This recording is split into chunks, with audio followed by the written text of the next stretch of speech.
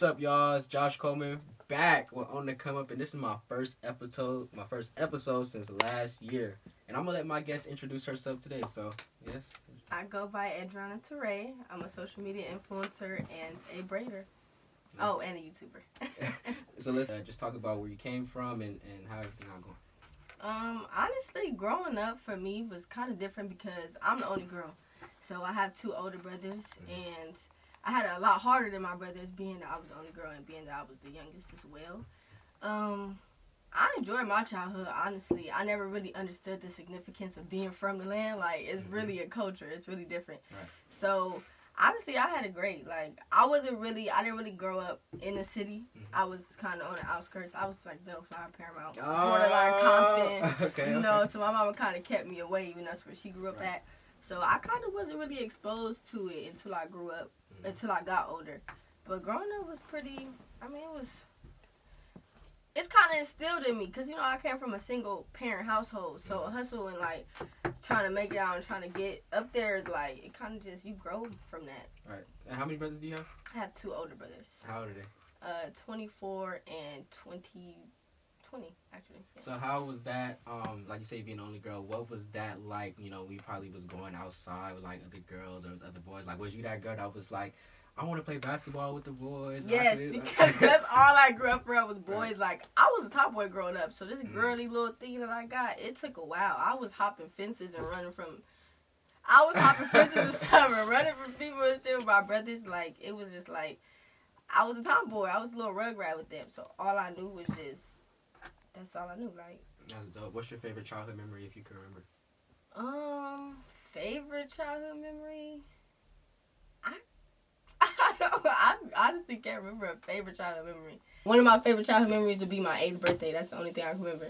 It was like this big old Candyland thing. That was like the first time I had a huge birthday party, and it was just like, wow, people care about me? Like, that's all. That's dope. So let's go into, so you're a YouTuber, a social media influencer, and a braider, but what led you to wanting to be a YouTuber as well as a braider? I guess you can start with the YouTube part first, but what led you to go into that? YouTube, I used to watch a lot of beauty gurus. Around like 2015, it was very popular. People do like morning routines and stuff like that, and I was so obsessed with the idea of just filming my day-to-day life. Right. So that's kind of what got me into YouTube. And then when it started picking up and I started realizing that people want to see more of me, it kept me motivated. So I just kept going. And it is like a sense of freedom. Like, there's people watching you do what a lot of people do on a regular. Right. And so you can just really be yourself and just show the world who you are. That's dope. And then braiding, like, for hair, and one of my goals always for the show was to get more young women on here. And there's a lot of talented women in California who do nails and hair, and it's even bigger now. So I wanted to know what got you into braiding. Was that just like you doing your mom's hair and you was like, oh, I'm really good at it, or what inspired you to do that? My mom used to braid my hair a lot growing up, and then she stopped. So, as a black woman, you gotta, the way society pressures you, you want to keep your hair done, or you want to try ways to, groom yourself. And so I kind of already knew how to braid from watching my mom and stuff. And my auntie used to always be like, oh, just braid my hair, just braid my hair. And so then one day, I just braided her hair, and I'm like, hey, I'm actually kind of good at this. I could probably actually really get somewhere with this. And so I just started taking clients, and I just kept going. And I don't really necessarily, I kind of grew out of that too, but, like, I like making other people feel good about themselves. Like, the reaction I get from people really liking their hair and really feeling this boost of confidence, it make me keep going. So I just really got into braiding because, I grew up getting my hair braided, so it was a given. That's dope. Now, what would you say was your first big accomplishment when it came to YouTube, I guess you could say, or being an influencer? But what was that certain moment when you first started, or when you were doing it for a little while, that kind of made you really see, like, okay, I can go a long way with this? When my YouTube grew with my Instagram growing. So it was like a, domino effect. And so when I seen them, like, them consistent, like, 100K views, like, every video, I'm like, oh, people watch me. Like, this is dope. Like, they want to see me. And I was like, oh, yeah, I could do this. When I post 4 videos I'm like, oh, yeah, it's over. Like, I'm like, okay, we can do this. How many followers do you have right now? On YouTube? No, on Instagram. On Instagram, I have 192K. I have more than that, but Instagram be deleting bot accounts and stuff. So they keep knocking me down. I was at 197. I'm like, dang, I almost had that 200. Y'all snatched it from me. What if you can remember? But what number did the where you started to see like the increase? Like what number of followers pretty much got you locked into like I'm gonna do this more often. I'm gonna start showing my life more often, or I'm gonna start influencing more often. That 80K, like right before the 100K hit, it was like, oh, I'm gonna get there. Dang, it took you all the way to 80K to see that? Like, yeah, cause like, I don't know. Sometimes I'm inconsistent in my craft. That's one of my downfalls to me. So like being inconsistent, you don't really see it until you see it. Like So that 80K was like, oh, I can get to. I'm at 80. Oh, we can get to 100, and if I get to 100, well, then it's over. Like we can take off from there too. So that's dope. When it comes to and see the thing that I can attest to as well is that I wouldn't say I'm really an influencer, but I try to show my life or show what I'm doing with a lot of things. I have like this podcast, my other podcasts, and I just always been into media and showing certain parts of my life and documentaries, and I like watching things like that. So was there ever growing up, did you ever have a certain love for watching how people show their lives to the world or show certain highlights of their life? Like did that ever inspire you to start YouTube? Yeah, it did, because it makes you realize that these people that people glorify are human just like us. We do the same thing. Like, oh, we do that every single day, but we don't televise it, or we don't put it on social media, or we don't, So to see other people that we look up to, or that, have this status per se, they're normal humans just like us. So that's my whole thing, is being relatable to everybody else, regardless of followers, regardless of who people think I am because of social media. I'm real. Like, so that's what I want to do, is be real and show everybody, like, I'm real. Like, be yourself. And you talked about you used to watch the beauty gurus and stuff, but is there a certain YouTuber or social media influencer that you were growing up watching? Like, they had I don't really watch them like that, but they have like what was it, like the Terrae and what's the name, like Terrae? She was dating, yeah, but was there like a certain YouTuber that you watched that you were like, just not really obsessed with, but she was a subscriber, you always watch their videos, or something like that? Yeah, they actually don't even do YouTube like that no more, which I'm not expecting. It's like 10 years. But, yeah, they're like older, like beauty gurus like Bethany Moda, Meredith Foster. They like, they're not really in the spotlight anymore. Has YouTube, what has it been like in this journey so far in meeting all these different people? Because I know that you've had certain encounters with somebody who might have more subscribers on YouTube, or some people a bigger platform, a bigger following. So have you, who's somebody that you've met so far that you have had a pretty good vibe with, or you met like, oh, he's a pretty cool person, she's a pretty cool person? Is there somebody from YouTube that you've met so far you were like, oh, I can, or you were probably excited, like, what was it like? Who is it? Yeah, we actually did a group link up at ATL with, I think it was like 20 of us. It was like all of the top female YouTubers right now, like black female YouTubers, and it was great because these are all the women that I watch that tell me like, oh yeah, I gotta keep going because look where they at. Like I use that as inspiration to see like they hustle and they motivation. So Leah Lee, I know everybody loves Leah Lee. She actually just recently quit YouTube, but it's on the bigger and better things. So you leave it alone sometimes. Princess J, Princess Tommy, these are all YouTubers that I watch. So to meet them, it's like, oh, that's crazy, we friends now. Like, oh, so meeting them, it kind of helped me continue with YouTube too, because you see, like, I like to surround myself with people that are doing better than me. So it gives me that motivation, like I can get there. Or it's like, keep working. Like you're already in this circle, you're already here, so all you gotta do is keep working. That's dope. What would you say is the biggest, well, have you ever had any encounters, like what's the biggest downfall, or not downfall, but there was a moment where you felt that you had to encounter where it was like, dang, I don't know if YouTube is really for me, or what was that moment that you had to deal with? I guess you could say the haters or anything like that, but is there a certain moment that you had to deal with, you were like, I don't know if this is for me? With like haters, I never had that. I'm really good with negative people for some reason. It doesn't bother me at all. I could care less. But the thing that made me think I don't think YouTube is for me anymore was when I took a break from it, because like it at one point it didn't become my main source of income. Like, I'm one of them people that I like to put my time towards things that's making me the most money. In a sense, I love everything that I do, but I got bills and I pay rent, and so when it was, I think I took a break from YouTube.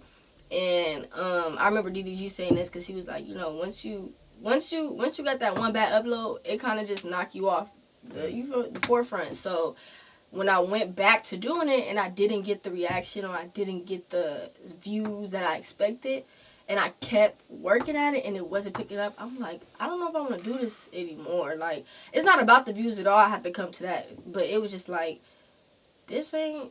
I work my butt off editing these videos, creating content, really putting time into what I do. So if y'all not supporting me, I don't want to do it anymore. But then I was like, you know what? He also said, just post. Like, who cares about views? Just post. So now I shifted my YouTube to where it's what I want to do. Whether you're watching or not, I'm going to upload because this is my first love. So I'm going to just keep uploading. I'm going to keep doing what I'm going to do regardless of who watches it because it's a hobby. I think that was something that was always difficult for me. When I started, I have a podcast. It's called Quarterback to Quarterback. So I was just interviewing a lot of top quarterbacks in California, like in high school and college. I haven't done an episode in like over a year, but it was just something I was doing. It was working. It was going great, but I just kind of got a little bit tired of it, and it was something I was trying to expand into something like this. But just seeing, I could relate to that because sometimes I wasn't getting the exact views that I wanted, or I felt like this person or this group wasn't watching, and I'm like, well, why do I keep doing this if this company or this thing like that isn't watching for me to expand the podcast? So I kind of did that, and I started this podcast. But yeah, I could kind of see that it's kind of hard to try to continue to do something when you're not really seeing the results. But like you said, and that's why I brought this back, because it's like, who cares? Being from California has more of a impact in terms of you and your determination and things like that, because growing up out here, it's like we deal with differences from the South in Atlanta and things like that. You have more support from everyone. Here, the support is a little bit sketchy, and you have a little bit of haters. So, do you feel like you being a success right now, being from where you come from, do you think it has a bit more of an impact and it inspires you to have a little bit more drive? It does, because I think we all kind of like, it kind of stems from events. Like, remember when we used to have Lakewood events and everybody had this Instagram popular, but it was like, we all used to watch some type of people be like glorified on social media, but it wasn't on this scale. Right. So for me, it's like, I remember being kind of like the underdog around that time. Like, people knew how I was, but there was always the same few girls and boys who was like, people always wanted to know them. Right. And so now that I'm older and I look back at how people used to glorify that, I'm like, I'm on a whole different scale at this point. Like, I took Instagram popularity to a whole different level, being from that, So I think it does have a bit of a different impact, because like you said, the support in the South and stuff is way different. In LA, everybody working to get somewhere, everybody trying to get to it, but the support is kind of like, y'all really want to see everybody win like y'all say y'all do, You got a few people that really do support you, and even like my biggest fan base isn't even from LA. Like, it's New York, it's Atlanta, it's like, like they say, the people that know you probably won't be the ones that support you the most. It's going to be strangers, and that's really the truth. So, being from here, it's like not really trying to prove a point, but it's like, if y'all not supporting me now, well, shoot, y'all just going to have to see. Right. And have you dealt with, I know you said that you don't have a lot of haters, but have you dealt with a certain situation like that before, where it was like, somebody being from where you're from, or Los Angeles or wherever it is, but you feel like, you've thrown out ideas like, hey, yeah, should I do this or should I do that? And you not really feeling like the energy back, like, oh, I don't really know if I can come to you with this type of advice or type of help boost me. Have you ever dealt with anything like that? Not at all, honestly. I think I'm pretty good at picking and choosing the energy and the type of people that I keep around me, like-minded people. And so, if I'm already going to know what you're going to reciprocate before I even open my mouth. So, I haven't really dealt with that. I don't know. I'm gonna tell y'all this. I have, and it's really weird. Being that I want to do so many things in media and how I have my agency and things like that, my athletes. It's kind of, you have to be really selective, like you said. And I think that's something I'm working on, is being real selective about who I tell my certain ideas to, or how I'm trying to get help from who. Like, it's very difficult for me to really figure out who I can really come to with these things, because it's like, you don't want to have a great idea and somebody ran your parade and something you're so excited about, and it's like, hey, I got this, and they're like, I don't really you know, you kind of look at them like, yo, you really a hater. So that's something I've really been trying to work on myself, is just be selective. But do you have any advice for that, like when it comes to people in your circle and how you should manage that? Honestly, I tell people this all the time, and it might sound a little weird, but it's like I tell my friends too. If you can't use me, then what am I here for? Mm-hmm. And I'm not saying use me, you know, right. Like, you know, negative term, but like me, I have a platform. Like, I go on Twitter every, you know, couple months, and I tell people, hey, drop your business here. And what I do, I give free shout outs to all black-owned businesses, everybody in LA. Y'all give me y'all business, I'm a promoter for you for free. Right. I charge for promos, but, you know, here. Let me give you the platform to, you know, give you that step, whatever step you need. I have the platform, so I'm going to use it. Right. So even like me and you, like, we don't talk like that, but, you know, we're friends in my eyes. If you ever wanted advice, if you ever needed a platform, if you ever needed anything, I have that to give. I have the advice, I have the experience. So, you know, I just feel like to the people around you, like I said, like-minded people. So you should pick and choose who you know, who are similar to what you do, what you think, and how you move. And you honestly shouldn't have a problem with that if those are the correct people that you're hanging around with. Yeah. I know that all my friends, like, they've started multiple businesses all because I told them, girl, do it. Just go. Like, just do it. Or, hey, can you do this? Oh, yeah, this is how you do that. This is how you do that. Like, I want to see everybody win genuinely. Mm-hmm. So it's never been a problem for me to share those gems with others. And you should look for that in the people around you. Because I know you're like that. Mm-hmm. So you got to look for that in the people around you. That's dope. Has there, when it comes to inspiration, and I know that you love to give back to others and help people promote and things like that, just being a people person, I'm the same way. Was there anybody who inspired you to be that way, whether it's a close family member, a close friend, other YouTuber, somebody you watched or looked up to? Was there somebody who inspired you to want to be that inspiration to others? No. I did everything for myself. So everything that I do is for myself. Like, it's really just something that's instilled in me, like, just being like, that's always been who I am. Growing up as a child, I've always been giving, generous, compassionate, considerate. Right. But I will say one person or one moment in my life that made me that way was my grandfather. Because one time he had gave me and my brothers, he gave me the money. And when I went to give it to my brothers, I took more than I was supposed to. And so he got me in trouble for it, but he told me, you know, you have to be considerate of others. You have to be selfless. You can't be like that. And so every time I think about being selfish, or every time I think about other people, that memory plays in my head. You have to be considerate, Edrianna. You have to be. And so that's how I move. Every time I do something where I'm giving to others, I hear his voice in my head. You have to be considerate, Edrianna. And so that's just, it's in me. Yeah, I'm a firm believer as well of when you do a good deed for someone, something will come back to you, like a blessing will come back your way. Definitely. So stuff like this, I just always have been infatuated with hearing other people's stories and helping other people out, because I know that you know, not even that, just something's gonna come back to me in a certain way. But I just always been that type of person that want to see somebody else succeed or want to see somebody else thrive. I feel like everybody doesn't necessarily get the help. Like I said this before, and I say this a lot. I know what it's like to not have help from somebody who I'm expecting to help me or support me and things like that. So when I do it for someone else, it's like all of those moments where I wasn't getting that help and I was hurt, it's like transferring to a positive thing because I get to help someone else. It's just, I don't know, it's just like a give and receive thing. Yeah, the idea of helping other people and what they might feel after you help them is like, it's a great feeling, a great feeling. Regardless of thinking about what could come your way, just the idea that you help somebody else and you made an impact in whatever way that is, it's a great feeling. So for you, when you do, and for example, like the feeling when you may braid someone's hair, or you post a YouTube video and there's a young black girl who's watching you who maybe puts a comment down like, I love this video, or I love watching you do what you do. How does that make you feel to be a face for young black girls and a lot of black girls, not only from California but in the world? It's a dope feeling, actually, because you never really realize how many people in the world are just like you, feel just like you, or think just like you. Like, even when I recently, in January, when I cut all my hair off, that was a big thing for me. It was a very emotional transition for me.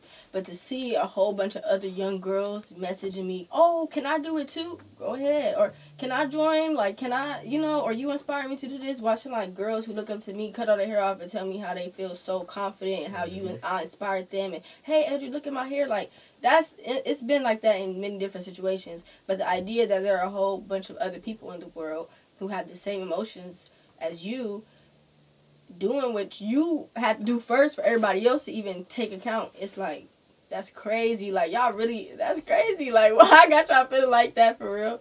Let's talk about that too. Let's talk about the whole hair, cutting off your hair thing. Because I seen that, I'm like, everybody was so crazy. I was surprised, but I mean, being black, the hair is, everybody knows that hair is like, that's you. Mm-hmm. So what was that like? Like, just talk to me about, because that's a crazy step for a lot of women, period. That's a crazy step. So just talk to me about what decided you to do that and how you just went through with it.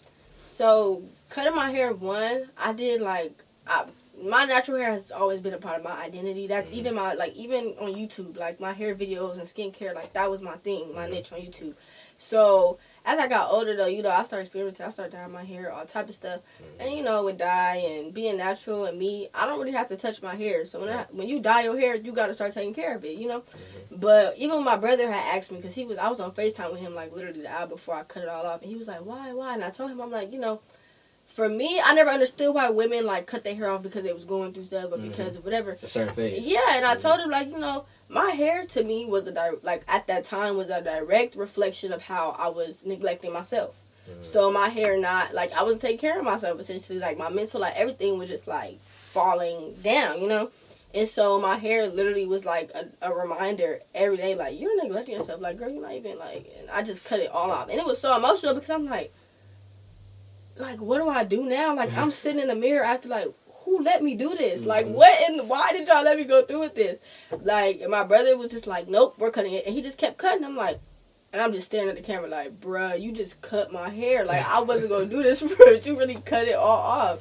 But it really was just an emotional phase. I never understood why women did it until I was in that position where I was like, it's got to go. Because it's a burden, too, sometimes. People really do neglect their hair when they're going through things. And then it's just some people come and they got a big old, just one big dread, and it's just all their hair. Because people really will neglect themselves, and that was a constant reminder. So I cut it all off, and I was just like, I don't gotta worry about it. That's crazy because my hair has always been, so I grew up. If you know me growing up, I always had a low haircut. My parents was like, no, y'all gotta have short haircut. Y'all better have some waves or something, make it happen, it look clean, whatever. But as I got older, they finally let me start experimenting, whatever. So I would say about a year ago is the first time I really grew out my hair, and I just let it grow get so long. I finally started seeing I got good hair. I'm products. I'm telling you, I'm Dominican. I got curls. So I started experimenting with it, and then I did when you cut your hair, I was like, maybe I should do a trim. So you actually inspired me to do a trim because my hair was way longer, but I was never the type of person that braided their hair or did comb. I just let it grow, and so I did a trim, and I just start now. And it's important. I feel like it's important for guys to really know the importance of self-care and things like that. I didn't really know. Definitely. I didn't really know the importance of that until maybe about a couple months ago. And that's just when you're going to getting your nails and feet done is not feminine. It's not doing things like that. Skincare routines, getting a haircut every week. I didn't know the true importance of that until I really had to start really liking it, and things was going on in my life. It was oh, maybe I need to start trying this and get a trim every once in a while with my hair. That stuff is really important. So can you tell everybody about the importance of that and doing those things and how they can help you feel good and continue a positive lifestyle mindset? Yeah, that's actually why I started my brand, Body by Terrae. It's a body care company, and it's for men and women and children, whoever. And I try to push. I have a lot of my brothers on the face of it. Use my body scrub. Use this. I try to really push the narrative that self-care for men is okay. I don't understand what this, stigma is around men taking care of themselves and it being feminine or it being, I think that, honestly, my brand thrives on the idea that self-care is self-care and mentally, too. I know that when I'm going through things, I'm not okay, I clean my whole apartment, I'm going to run a bath, and I'm going to pamper myself. Pampering yourself really, makes an impact on your mental health. When you look good, you feel good. And to me, when you feel good, you look good because you care about yourself, Right. And so, that's kind of a big thing. Self-care is important to me. I love it. Skincare and skin routines, all of my brothers and stuff. I'm let's put on a face mask. Let's do this. I've had an instant where, I told my cousin, oh, let's put on a face mask. He's I'm what's wrong with it? Take care of yourself. Right. You do not have to be Yeah, no. Like, you can take care of yourself and look groomed and feel nice and smell good, and you'll see it in their skin. You'll see it in their attitude, everything. I think that's the importance of having a sister as well, because I have an older sister who's 27. It's just turned 27, and so it's me and my younger brother, and so she was always come around, and she every time she come back home, she got the face mask going, she got the raw African black soap for the face, and the face scrubs and all that. So her always being around and showing me and my brother, like, you need to do this. Like, no girl is gonna like you if you don't have this done. No girls don't want to be with you if you don't got your nails cut, or like nobody. That's atrocious. Like, nobody, So that's the importance of having a sister in your life, because it's like, she helps. She helped me and my brother, really groom ourselves and teach us the importance of that young.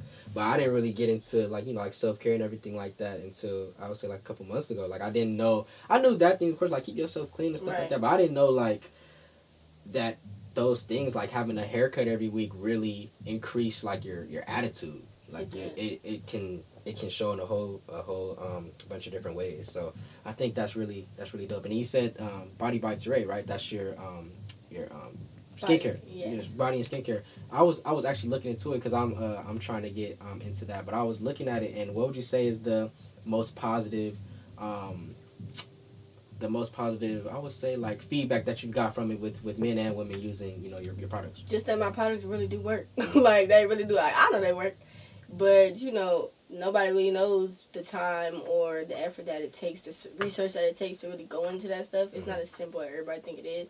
But to really, like, my brother, he has, like, dry skin like eczema, so he was the very first person that used my product. He was the very first person that's the face of my, like, brand when I first dropped my body scrub line.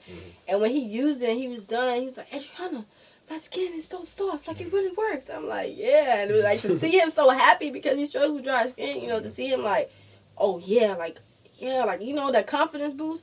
I was like, oh, this is great. And then just having everybody tell me the same thing, like, oh, this really works, or I'm so serious, like, it really, my skin feels great, like, family members and even strangers, like, just everybody saying the same thing. It's like, okay, so there's proof in the pudding, like, it's there, like, y'all need to mess with me, come on. That's crazy, because I have the most sensitive skin. Like, I can't use, and growing up, it was like, I can't use all these.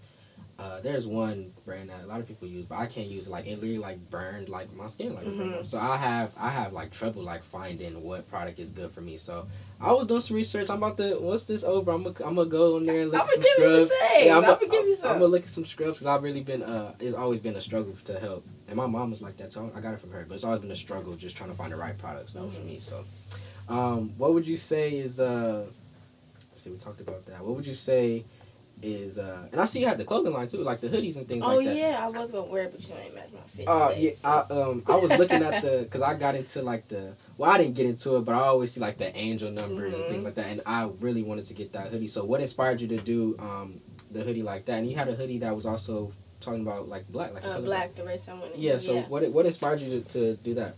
So for the angel number hoodies, I kind of got into, like the spiritual realm, like, about a year and a half ago. So I kind of stray away from a little bit of it. I'm not all the way in it. I have certain beliefs, I believe in God, but I have certain things that I gravitate towards, and angel numbers is kind of like a continue, like, talking to God is a continuous reminder all the time. But angel numbers, like, you just look up one day and see it, and you start researching it and astrology and what it really means. And so for me, the hoodie says divinely protected on the front, because I always tell people I'm divinely protected. If you mess with me, I'm one of God's children. He don't play by his children. So, that's kind of what the source of the hoodie is. It's like, I'm divinely protected. And on the back, it has all these different affirmations or all these meanings, or, just certain things, like, your time is coming, or you're protected, or your angels are watching over you. Like, things, just constant reminders. So when I wear that hoodie, I feel like I'm being protected. Like, that hoodie is my protection. But that's kind of the source that I'm winning. And then the black, the race I'm winning, honestly, I have to give all credit to my auntie, because that's really literally her idea. But, she's kind of like, she's like my mind sometimes and my creator. So I kind of just take action. But that idea is definitely, I got to give credit to my auntie. That whole saying was her thing. And we just kind of put it together. And I chose the colors, and I chose how I wanted to promote it. And around that time, everybody was kind of they were not feeding into. They were hopping on that Black Lives Matter bandwagon. But Mm-hmm. I didn't want it to be like a bandwagon because right. I really do take pride in being black. Like, Mm-hmm. we're great beings. Like, right. you know. So Black the Race I'm winning was literally to say, because there's always this constant competition between races. Like, this race war. It's like, it's the race I'm winning. I'm black, and this is, if we're competing in anything, this is what I'm winning in, just being black. It's not a competition to other people. I think some people take it the wrong way. It's really just to say, like, it's a confidence boost for black people. Like, when you wear it, you like, yes, I'm black. Take pride in that. So that's kind of what it was for. That's dope. That's why I have, like, the browns, like, you know, the certain shades. Because it's just, like, for us, by us. Do you see yourself getting into that a little bit more? I know you say you're not, like, fully into it, but you do see yourself taking that to another level, because I think that you would be really successful doing clothing like that. I feel like, especially something I would definitely wear, but I feel like you would really be successful and go a long way with that. So do you see yourself in the future doing more with that, or expanding, or you just like, it's something I like to do for fun? Or honestly, I feel like the hoodie game right now is so oversaturated. You really have to, like me, I've never been a very creative person. That's one of the things that is hard with me about clothing. Same. Because I wish that my designs could be more trending, or I wish that they can be more, you know, appealing, but I don't really have that kind of that eye for creativity when it comes to designing clothes. Right. So that's why I haven't really been into it like that, because it's very hard. Like, it really, I'll be stressed out trying to think of what can I put on a hoodie? How can I put it on a hoodie? Like, you know, so I don't really know. Like, I don't want it to be something that I'm consistent with, like doing here, like my brand. But I would like to just drop stuff whenever I feel like it. But the thing that's holding me back is just the creative aspect of it, and trying to think of what to put on a hoodie that will sell. Because these kids, like, their designs are crazy. I'd be like, wow, you thought of that? Like, that's dope. And you put it together like that, like, they be doing some stuff. It'd be nice. And I'm like, man, the competition is hard out here, man. People know, I'm the same way. Like, people know, like, look, this is my company. Right, you know, that's hard. So I was just looking at the I walked in. That's hard. This is my patch, but this is my company. Like, I got my hoodies. I just throw it on. Like, if I want to fly sweatsuit, if you want to wear my company, make your own stuff. Yeah, like, I never been the type to, like, that's my brother. Like, he liked to wear all the, like, stacked jeans, and I was never. I'm just regular. Like, let me just get a hoodie and just put it on. So that's why it's always been so hard for me. Like, with my apparel, I feel like people just want to wear it because they know, like, they want to support me. Right. I feel like I kind of like that more than me just making a whole bunch of clothes and hoping people buy it. Like, no, like, they was like, oh yeah, that's the homie, like, I'll support him, whatever. So that's the only reason why I kept my apparel up. Right. And that, like, bro, I don't know all this designs and all this. I don't know. I'm trying to keep up with TikToks and all that. It's hard. I'm definitely basic. I'll be wearing my own stuff. I'm like, whatever. Yeah, I'll be doing that sweatsuit. Yeah, I don't I can't do. What would you say? Is there somebody out here from Los Angeles or any city of LA that you would want to not necessarily collab with? Well, you could collab with them, but is there somebody that you watch that really inspires you, or you watch them and be like, bro, like, you're really dope at what you do? I know we talked about Edrianna, one of them. Oh yeah, yeah, she's so dope. I love that for her. Would you say that's a person who you really look at and you're like, bro, like, you're really dope at what you do? When it comes, it's really hard for me to think about a lot of people in LA for some reason. Like, everybody doing something. It's hard to keep up, and it's great though. Everybody is a hustler, but yeah. When it comes to hair, definitely, because we're so young, and we really doing it and having stuff our way. Like, we both, well, she's 18, I'm 19, we apart, but like, she's really doing her thing. Like, when I seen, like, you know, she posts a lot of her milestones and accomplishments, and it's really an inspiration, because it's like, dang, like, you show, even me, because I'm full-time, but I'm not. Like, I make my own schedule, so if I don't want to work, I'm not working. Like, you know? So with her, she's really showing how, you know, the capability of doing hair and how you can take that far, like 6 figures at 18 off hair. That's crazy. Wow. Like, that's crazy. Like, she's really, like, you know, I would love to do something with her. I mean, she do weaves and stuff. I do braids, but I mean, we can do something. It don't even matter. I don't know. Y'all better hold a stylish show or something. I can make a whole bunch of money off. I don't know. We really could. We could probably do something. We could really just give the game to others and let them know that it's possible. I feel like you and her are the epitome of what on my show is.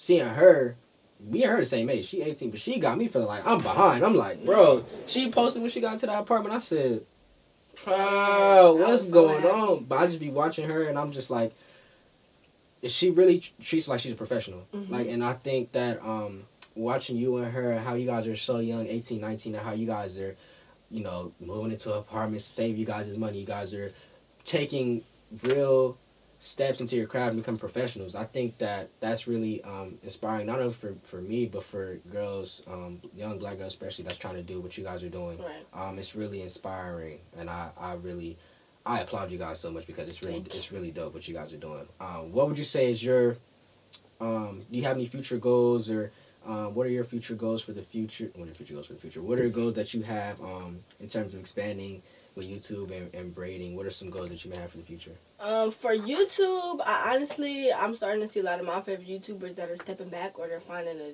different avenue when it comes to YouTube. So for me right now, I'm really just trying to find what it is that I want to do that I can stay consistent with, that I like.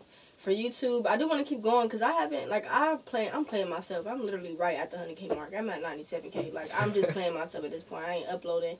I'm just, it's there. I do want to, if I even decide to leave YouTube, I'm going to have a 100K plaque in my place before, But as far as hair, I do, hair was a hobby for me until I started making money from it. Like, I always loved hair, but now that it's something that I feel like is a task or like a job, I'm kind of straying away from that too. But I do want to have a salon. Like, I do want to have, everybody probably wants a salon when they do hair, but I really do want to have a salon where I have other girls coming in there and working. I can train people, or I can just have giving opportunities to girls, like, making an environment where people can feel loved and feel confident and feel uplifted and empowered. And I want to work in it, but I don't. I kind of just want to be like overseer, and just, but not like a boss, like, kind of like a friend, like a companion, but y'all still working in my my place of business. But I do want to expand and do like a beauty bar type of thing and have nail techs and lash techs and braiders, and I feel like and this is just me thinking, like, because I'm always trying to innovate things, but I feel like you and the platform you have, and just the following that you have, it would be really super cool if you did like you just said. Oh, is there any, I don't know if they have these, but like, how like there's fashion shows where people walk down the ramp and things like that. I feel like you have the platform already to just do something like that, where it's like a show or something, where you get to showcase their skills. Like, I feel like you are the best person right now, especially being in Los Angeles where everybody's doing something. I feel like you're the best person right now to give other women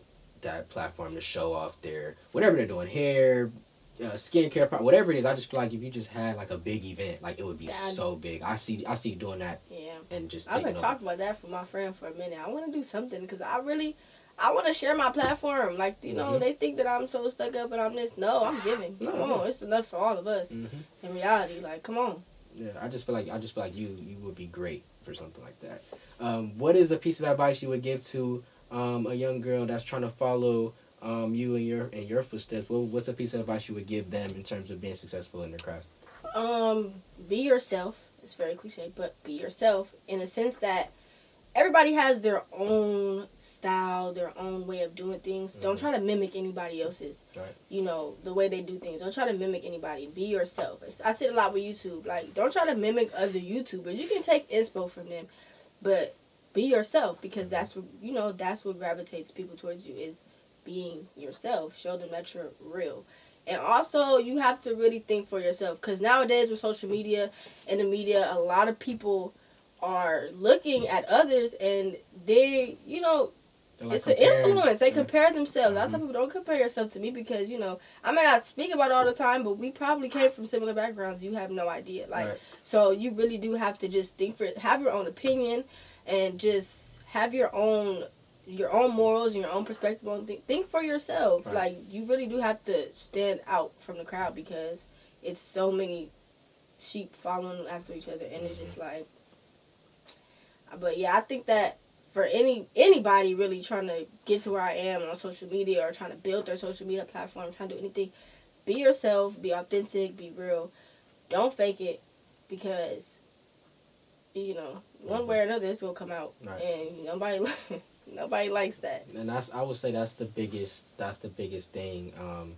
Being yourself. I feel like that's the biggest downfall with a lot of people, is that they try to plate watch or watch others and what they're doing, and how can I be like them? Like, no, be yourself. People love authenticity, and I feel like that's always gonna get you farther than trying to be like somebody else or watch somebody else doing. Be authentic, or if you do something, somebody else inspires you. Have your own spin to it. Like, don't just try to go step for step on what they're doing. Exactly. The last thing, closing out, man, you a guest, and I just input this into my show, but what's a question that you may have for me? I feel like I want to know because a lot of people don't know. There's a lot of things that I do. A lot of people know, a lot of people don't. But what's a certain question that you have for me, whether it's about the podcast, inner life, any advice? What would you say is a question that I could give to everybody who's watching, or an answer I could give to everybody who's watching? Let me think. What is something I want to ask? It could be about whatever. Life, sports, beauty care products, whatever it is. I'm going to answer it.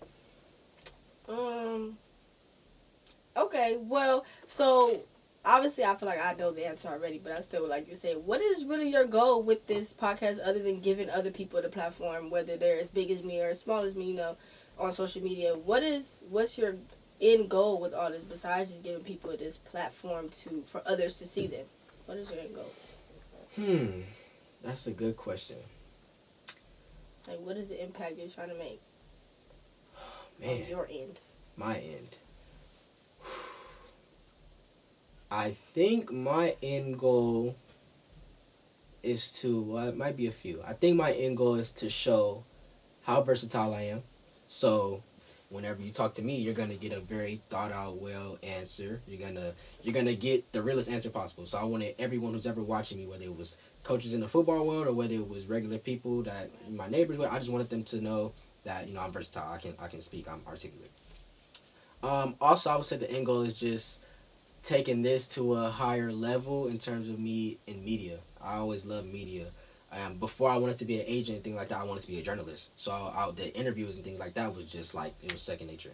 So I want to be that person who does like produces documentaries. Like, I'm just a documentary like psycho. Like, I love whether it was actors, athletes, regular people who have regular jobs. I just love watching people and their lives and how authentic it was. So I think for me it was just how far can I get with this in the media world, and what's that step I can take. And I feel like having this show is the perfect step to take to get into the media world. So that's what it is. Okay. But that's pretty much it, man. We got a dope guest on here today, and I hope you guys enjoy this episode.